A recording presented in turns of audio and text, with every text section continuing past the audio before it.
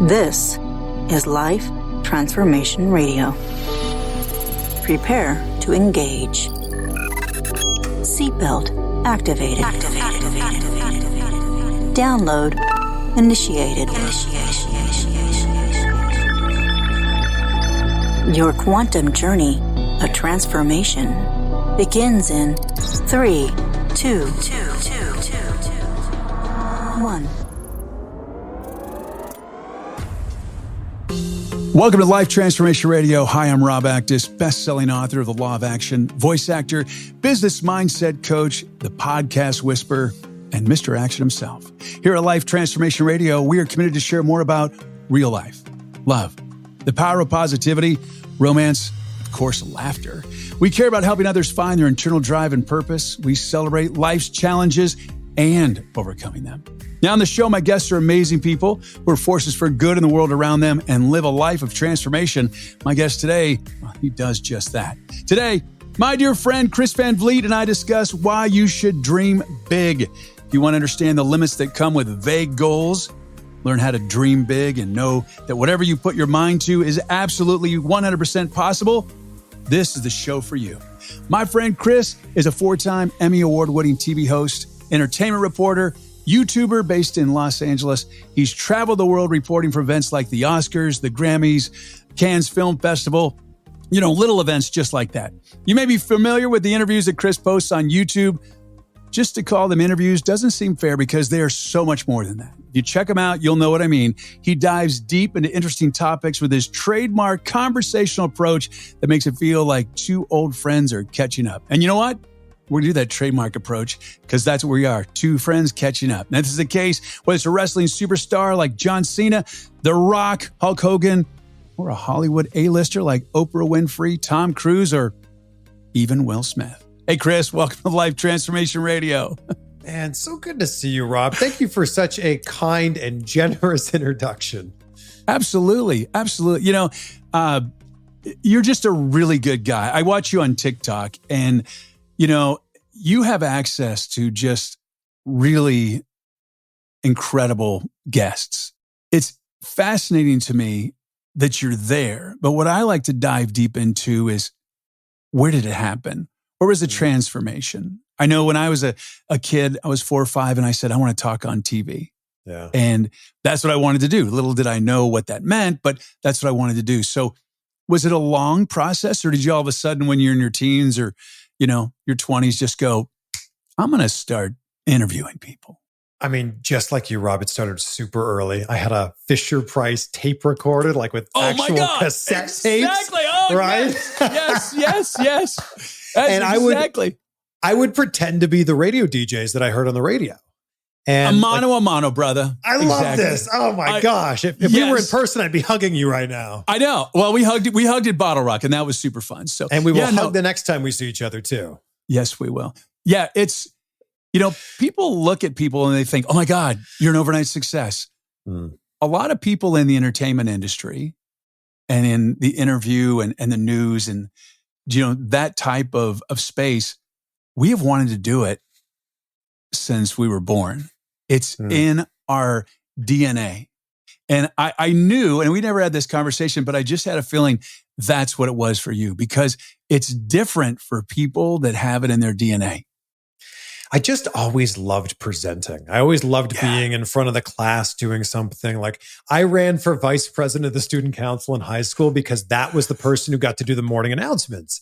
And I viewed the morning announcements as my own personal radio show for 2,000 people in my high school.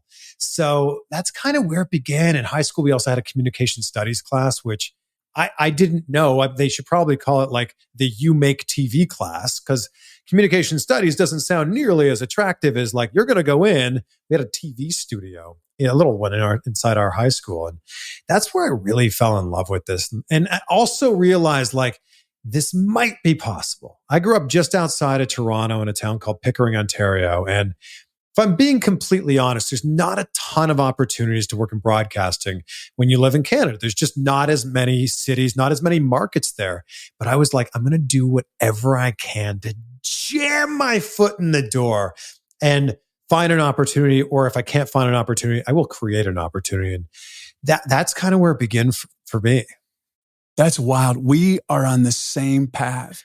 So I remember in 6th grade, well, first of all, in 5th grade, I did magic because I love being in front of people. So I did magic. Do you still know some of those tricks? I do know. Yeah, you can see some of the like cups and balls and some other things in the background. Yeah. So, and then when I was in 6th grade, it was the Roadrunners. The school was the Roadrunners.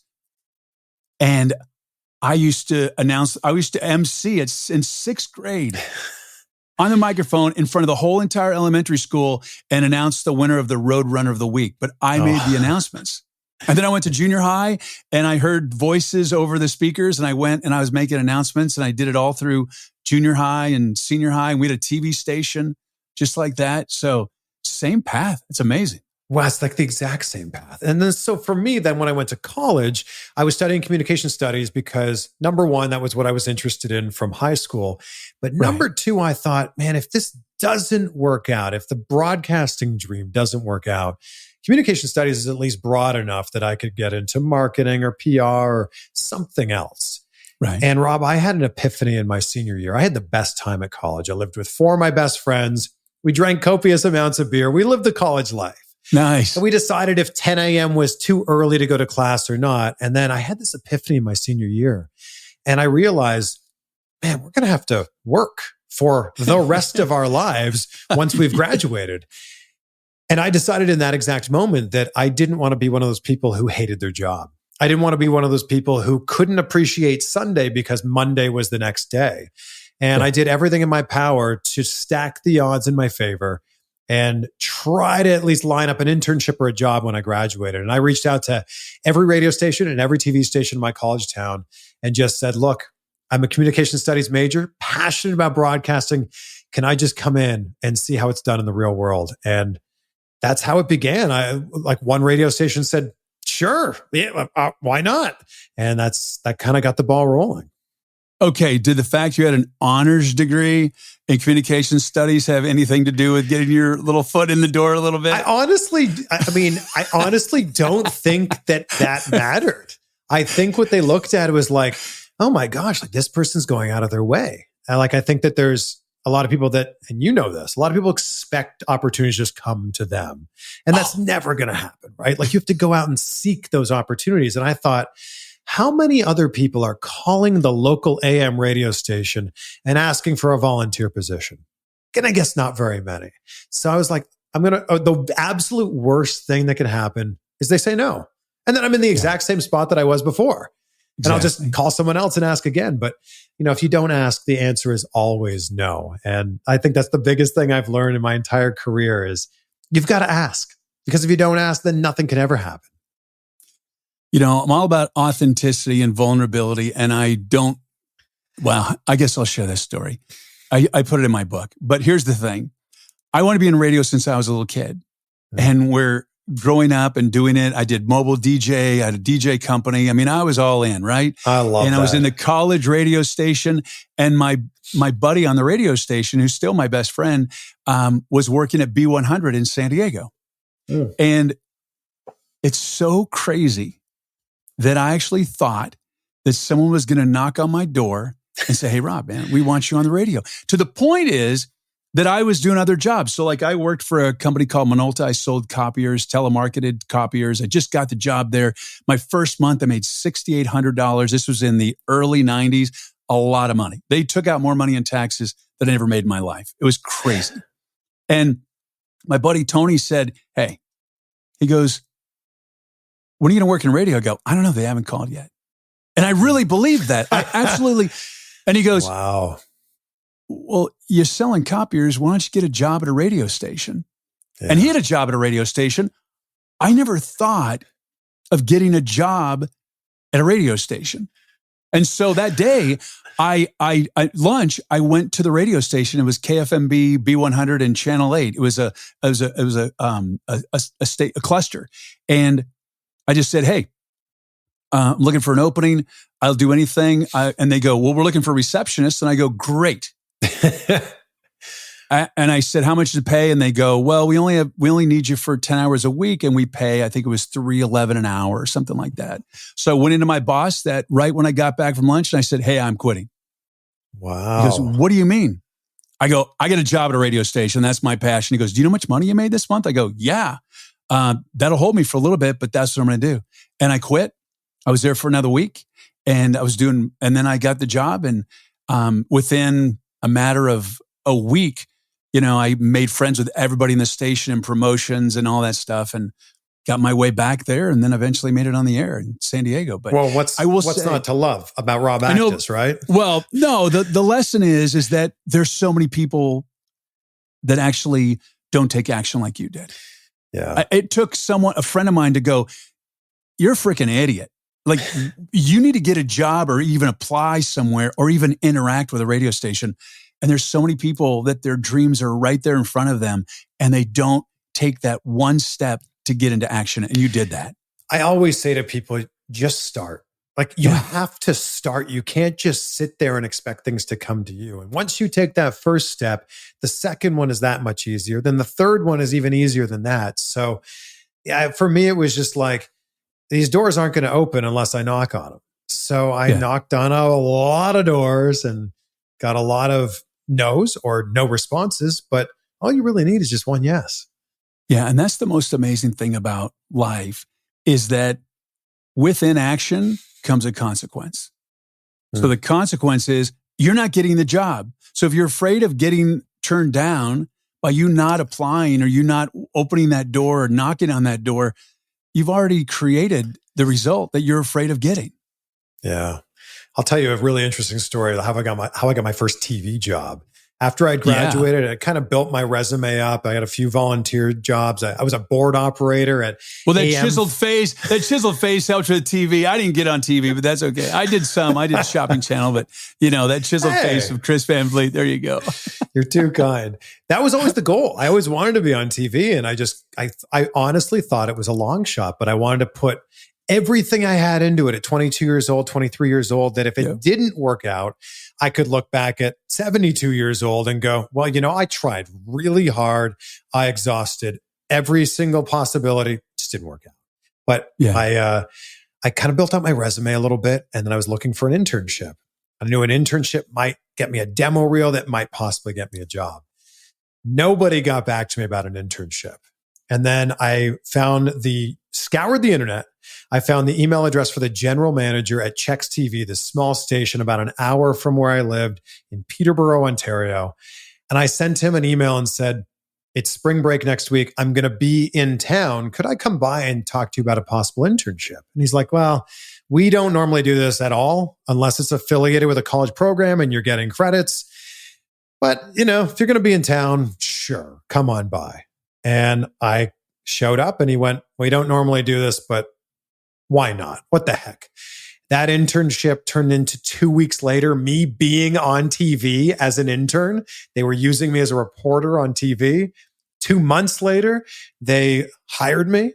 And I was, up until that point, I was working my old high school job in the mall. I was working in the fish department of a pet store to pay for the gas to drive to my internship. Those stories are so inspiring. I hope people that are listening right now really get the essence of that. There are so few people that actually take action in the entertainment industry, especially because they think there's no openings.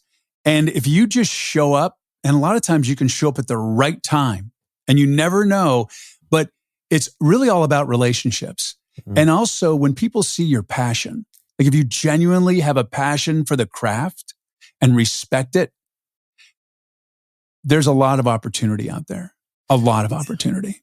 And I think a lot of people, especially in the entertainment industry, are scared of rejection because, my God.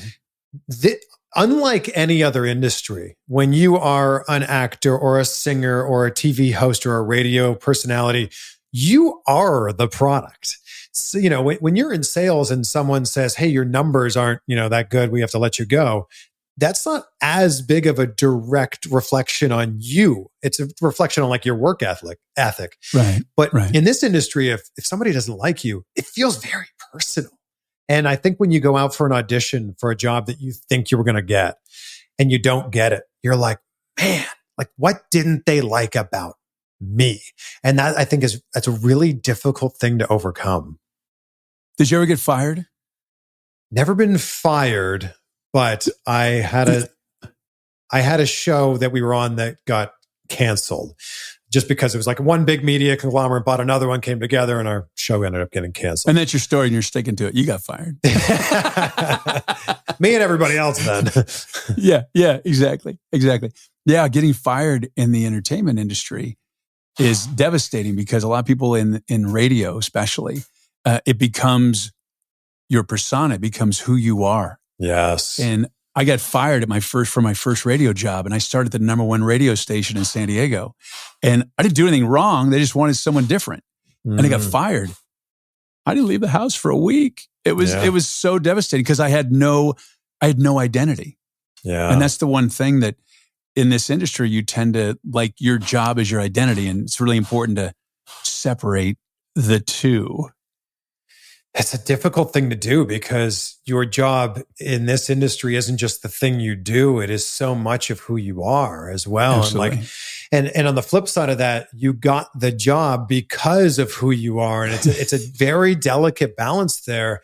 And I've been dealing with this a little bit myself over the last few years. So like long story short, I left my daily job in Miami. I was hosting a TV show called Deco Drive, flying around the world, interviewing celebrities all around the world. And in 2019, I kind of realized that my YouTube channel, my podcast, were growing at a really big rate. And I wanted to do something on a bigger scale. And I decided that it was a very difficult decision, but I decided I was going to leave the job that I had, which was, Monday to Friday, very concrete job. And I really struggled for a little while going, man, the YouTube channel is great. And the podcast is really great, but there's something about that I miss of like going into an office, sitting on, in a TV studio. Yeah, it's amazing. It was the greatest decision I ever made because now I'm doing so many other things and working on so many other TV shows. But it's a really interesting thing how your identity can get tied up in that. Yeah, it's tough because when you have that gig, because there's the feeling of unknown of like, well, what if it doesn't work? I kind of got this. And, there's no guarantee in entertainment.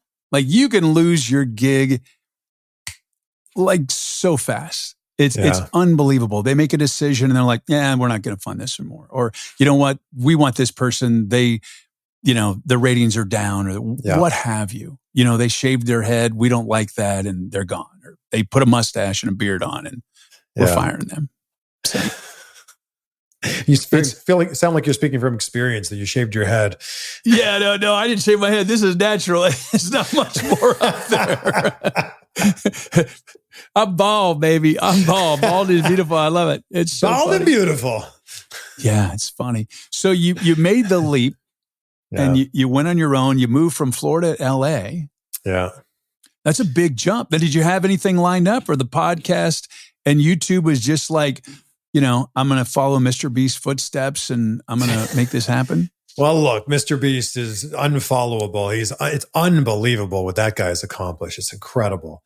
For me, it was just that my YouTube channel was really gaining a lot of traction with the free time that I was working on.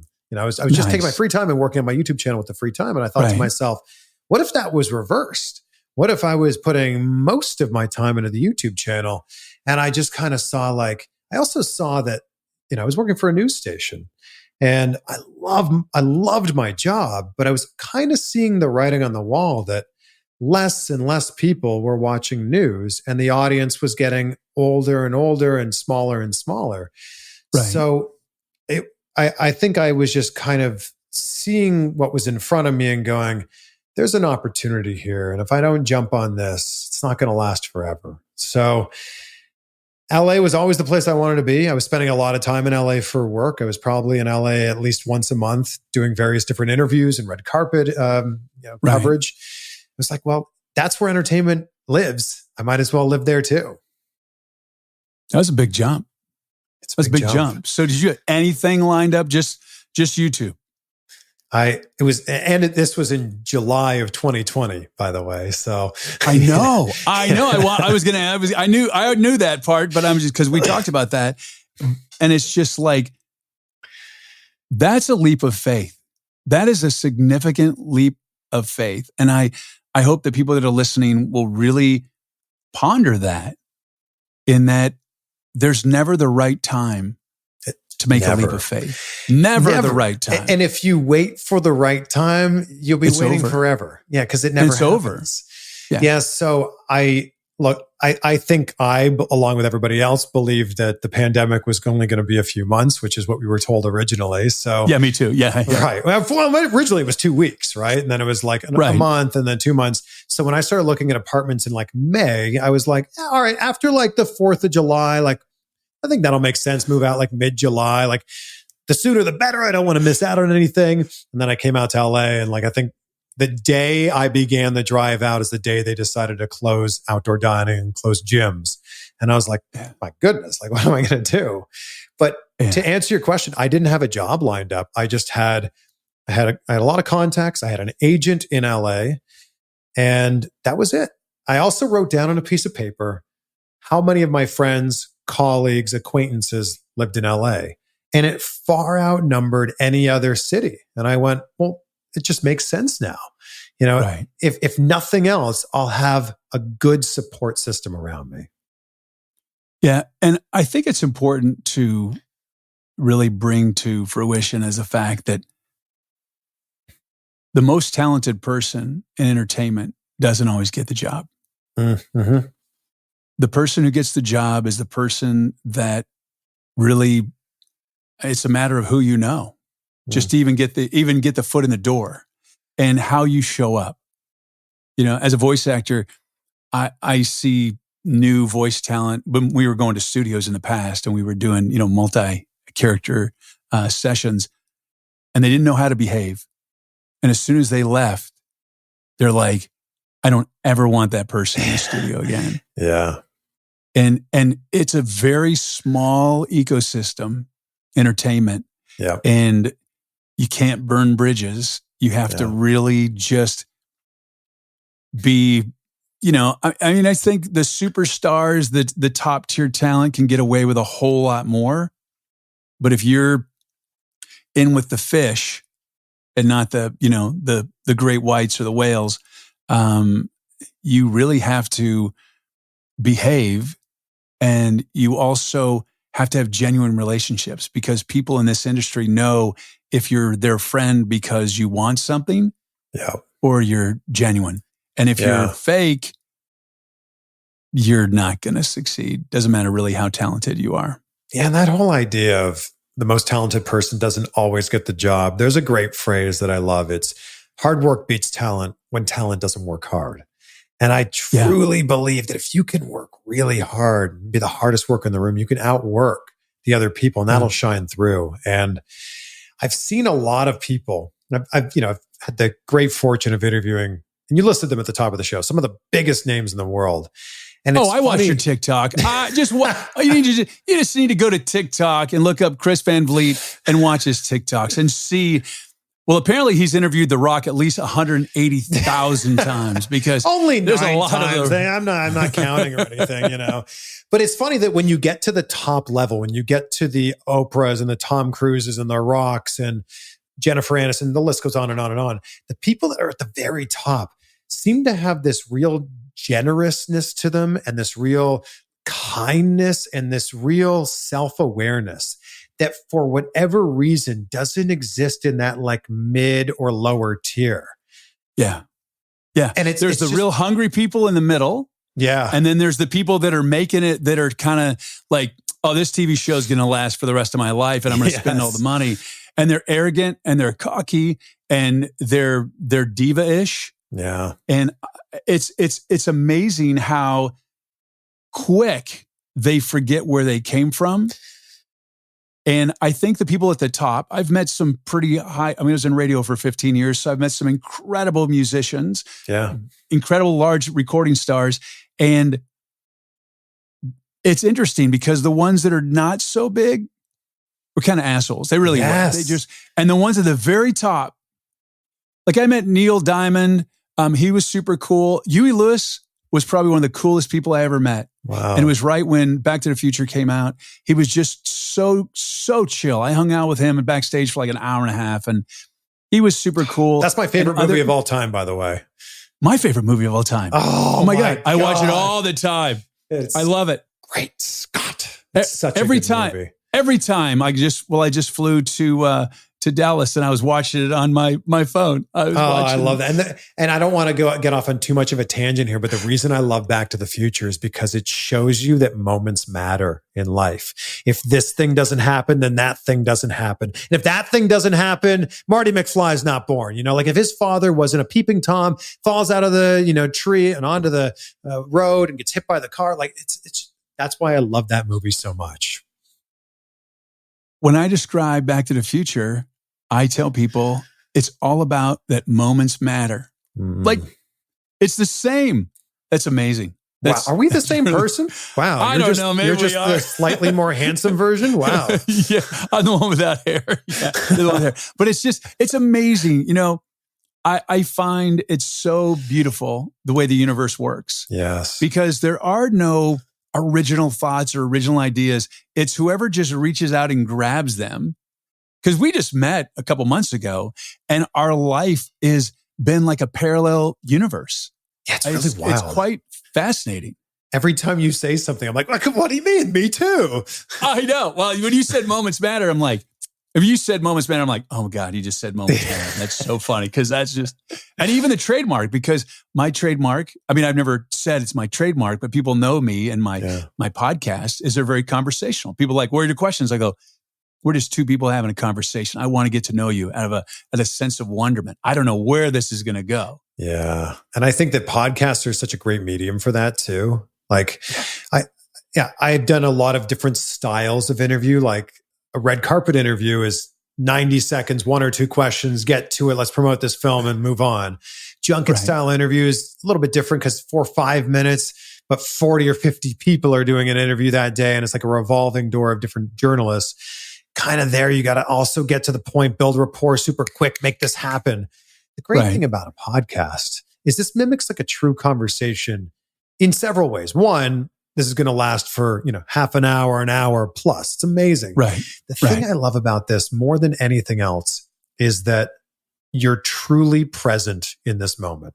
Neither of us have our phones open. We're not looking at notifications. We're not responding to somebody. You're here in this moment right now. And this is so rare in the world that we live in. Yeah. And I like to think of it like the people that are listening is you're like a fly on the wall of Rob and Chris having a conversation. And people don't realize how intimate a medium podcasting is. And I think a lot of podcasters forget about that because the majority of people that listen to podcasts listen on headphones. And so that style of conversation, if it's, there's a lot of very aggressive sounding podcasts. And I think people get listener fatigue and they just tune out. Joe Rogan is probably, the master of that. He just has really long conversations. And it's like he's hanging out at a bar. Well, they're drinking. They're always drinking or they're smoking or doing DMT, whatever they're doing. But I think that's one of the keys to his success is his sense of wonderment. Yes. And his ability to just have a conversation and really genuinely have a conversation and not like have a list of a million questions, but like, well, you said this and let's go down this path. This is fascinating.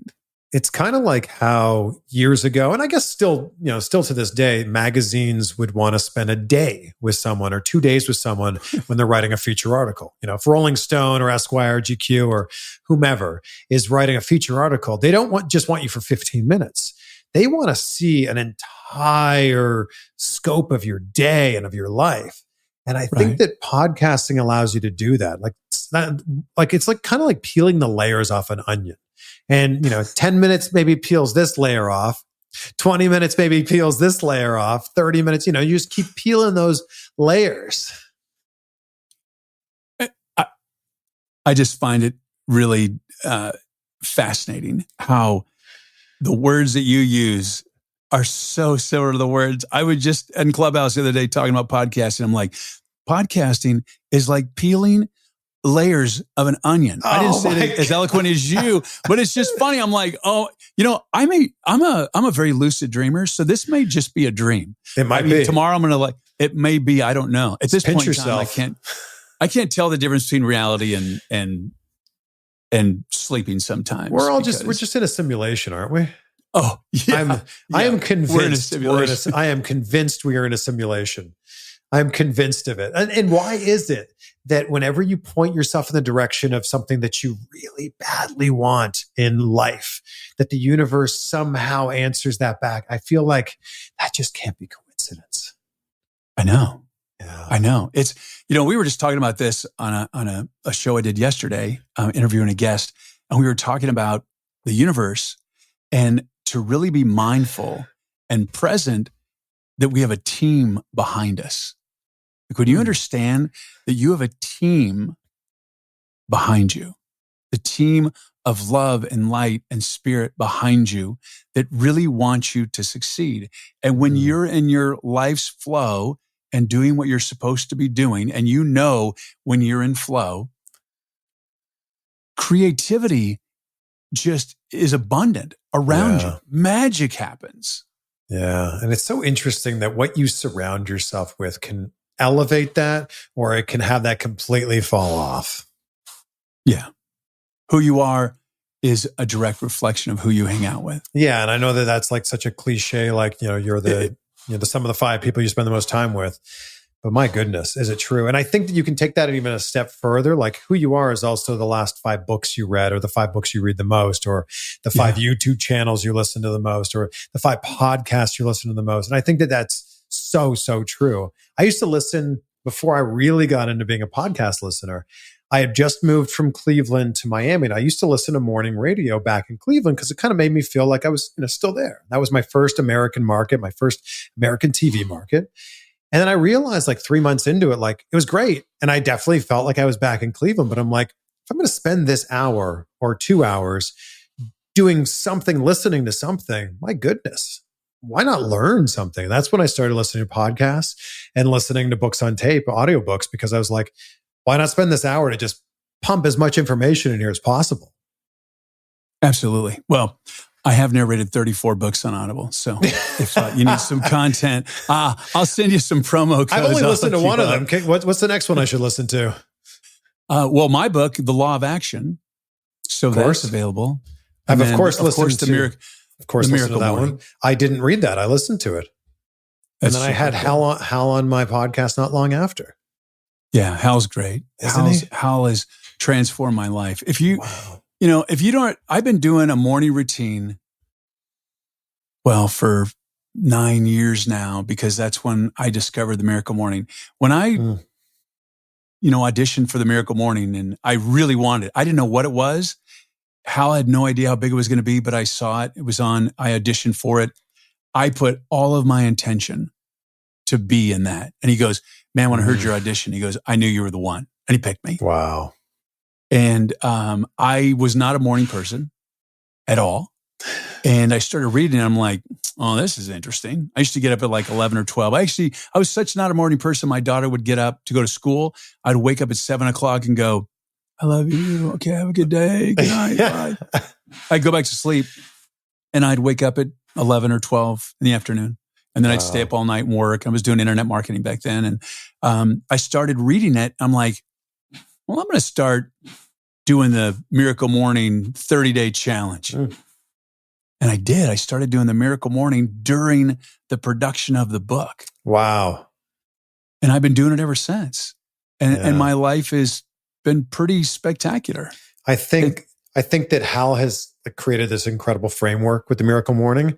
Absolutely. Whether you follow Hal's framework or you have your own Miracle Morning or your own morning routine, it's so important to have a routine. And it's amazing to me how many people just get out of bed after hitting the snooze alarm 6 times and then, barely throw on a pair of clothes and somehow get out the door on their way to work. And it's like, I just don't understand it. It's really funny.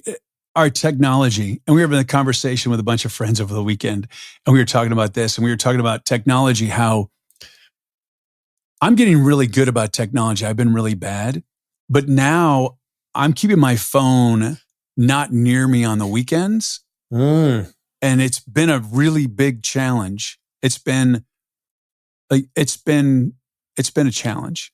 I could see that. I've been doing it more and more. And then I was thinking in the morning, like, you'll remember this, before iPhones and stuff. And it sounds kind of weird, but we were talking about this and I think it was a girl that mentioned this. She goes, the one thing that I don't do in the morning that I used to do all the time before I got into my phone, it was you wake up, you stretch, you walk across the room, and you go and you take your morning pee.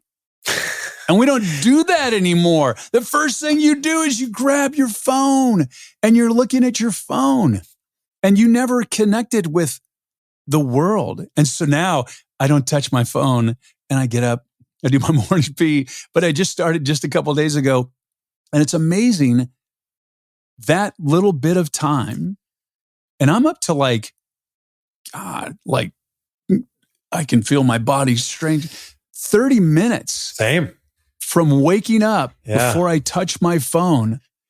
And it has been transformational. To borrow a word from this podcast. I've done 2 transformational things, to borrow a word from this podcast. One was not looking at my phone for the first half hour of the day. Huge, right? So we both did that again. Of course we did. So funny. That's so funny. That one's so big because you're reactional, right? When you're looking at your phone, you're reacting to the text you need to respond to, the emails you need to respond to. You feel a reaction towards the news you're seeing in your news feed. So took that out. So the first part of my day isn't me reacting to things. And the second thing is I turned off all my notifications, because I never wanted to be in a conversation again where the phone buzzed in my pocket and I was taken out of that moment going, was that an Instagram message? Was that Facebook? Was that someone texting me? Was that an email? So I turned off all notifications except for phone calls, so I can be fully present in whatever moment that I'm in. I am doing that as well. I am really disengaging. Yes, absolutely. My phone's off. And the thing is so it's funny because I turn the ringer off all the time. I don't have anything going off. And it has really allowed me, just you said, to be more present. And I will tell you, when I was on, let me tell you how bad I was. I do a podcast and I had my phone in front of me like this, and I'd be watching all my alerts. Look. And most of those alerts don't actually need your attention. Like if someone commented on your Instagram photo or someone followed you on TikTok, you don't really need to know. Or if you do need to know, you don't need to know in the moment. And that's the thing I think we're just so addicted to that idea of like knowing everything that's going on all at once. I don't want to know. I want to live in my bliss bubble. The world is so crazy right now. I just want to, I am committed to live in my bliss bubble and to have attention on things that I can change or make a difference in. Yes. And if I can't, I really don't want to know about it. I'm sure, I will hear it from other people because they're going to keep me up to date on whatever's happening. Yep. But I don't want to know about it. Like the only alert that I got here, we've had some really big storms lately in Arizona, like big storms. We had a tornado. Come on, it doesn't rain there. Come on. Oh, we get our monsoon, like 60, 70 mile an hour winds, our haboob and all that stuff. It's crazy. Wow. And when that comes out, it's an alert over your phone, even if it's all muted. It just comes out. It's a big weather advisory. Pull over. You can turn those off if you want, but those are important. Well, I don't know how to do that, but I'm going to call you and see how to do that. I'll let you know. It's been I'm calmer. Yeah. When you don't let this phone, and it's funny because now my phone is in the pocket and I can feel it vibrated in my pocket and it's not in my pocket. That's interesting. It's funny because when you do this, you're in the driver's seat now. And I think that when your phone is buzzing all the time, and that's where you and I both were before, then your phone's in the driver's seat. And that's what's really, that has the wheel. Now we're in the driver's seat. I love you and I have been talking for the last hour plus, including the time that we weren't recording. And I love that I can look at my phone right now and there's 0 notifications on there. It just makes me feel so good. Yeah. I don't have any, let me see. Oh yeah. Oh wow. Oh wow. Well, these are not okay. Well, that's a lot. But I don't know about it. Which is great. Yeah. I mean, I'll see them. They're just the texts, whatever, that come up. Sure. Whatever. Sure. So there's a lot of that. But I have been totally engaged in this conversation, and it's been really freeing. I think actually it started at Bottle Rock. It did. Yeah, for sure it did. Because I didn't touch my phone. I mean, I was there present because we were having conversations. Yeah. And I think we've all become so bad at like not being present in those moments. And I especially when you're at a big festival like that, like you're never going to get the moment back, right? You can't go back and relive a moment. And I think it's important to not only be in that moment, but to be present in that moment. And I'll take it one step further to like imprint those moments in your mind so you can go back to them later on. I often will be at a concert, or maybe it's a red carpet event, or I'm just about to interview so-and-so, and I'll go, I just want to take a snapshot of this. I just want to like just look around for 10, 15 seconds, take it all in. The sights, the sounds, the smells, everything. Wait, you do this too?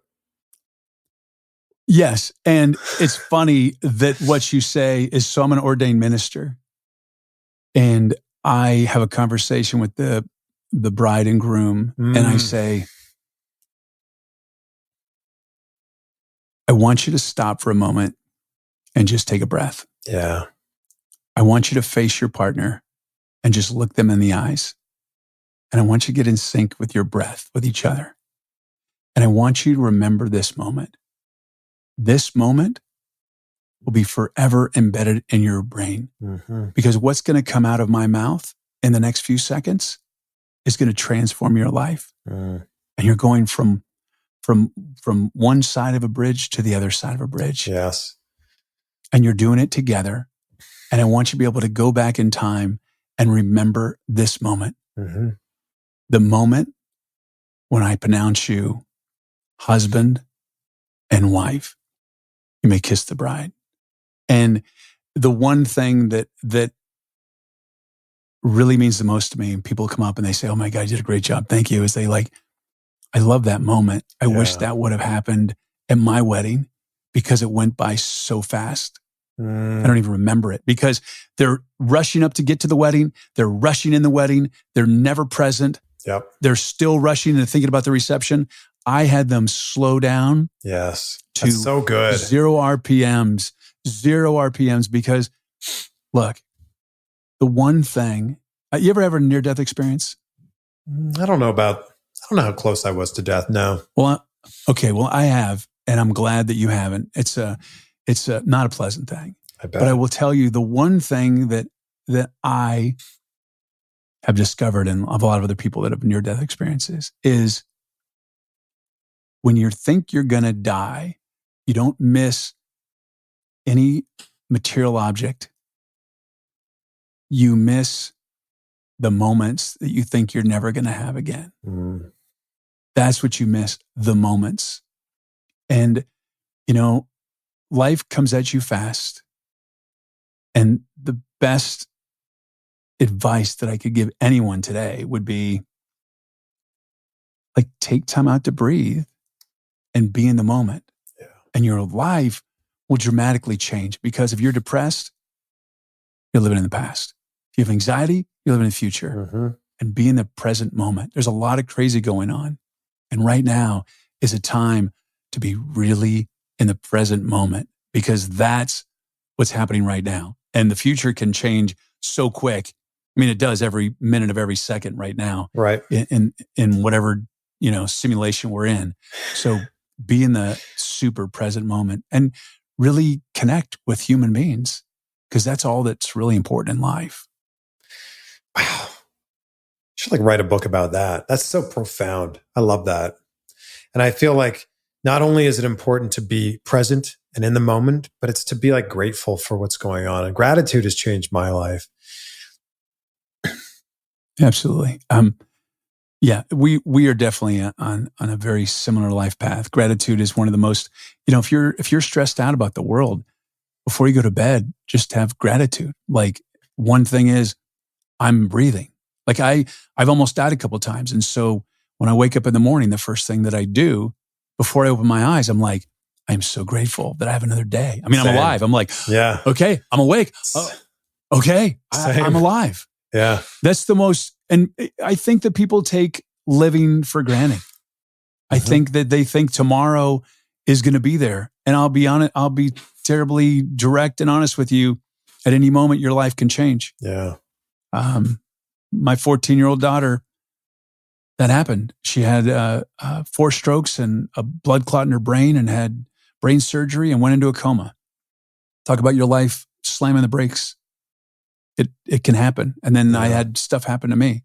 So, the biggest gift that, this conversation we can share is, both you and I, is live in the moment. Yeah. And have gratitude for everything that we have. The people that love us and that care about us. Yeah. It's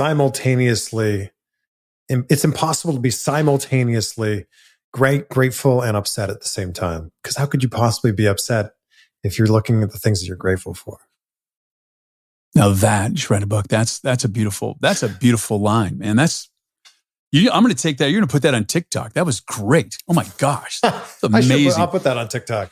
Dude, you're on my For You page like every other thing. I see more of your TikToks. Then. Good. It is working. I hope you're working. liking them. Thank you. I do like them. I do, and I make little comments, but you haven't responded to any of them. So you haven't even liked. I've looked for a like by the creator, and I'm like, I haven't seen that. Oh, I've also stopped looking. One time you did. Hey, there we go. I've stopped looking at comments because people are so negative, and I don't need that in my life. No, but you know what?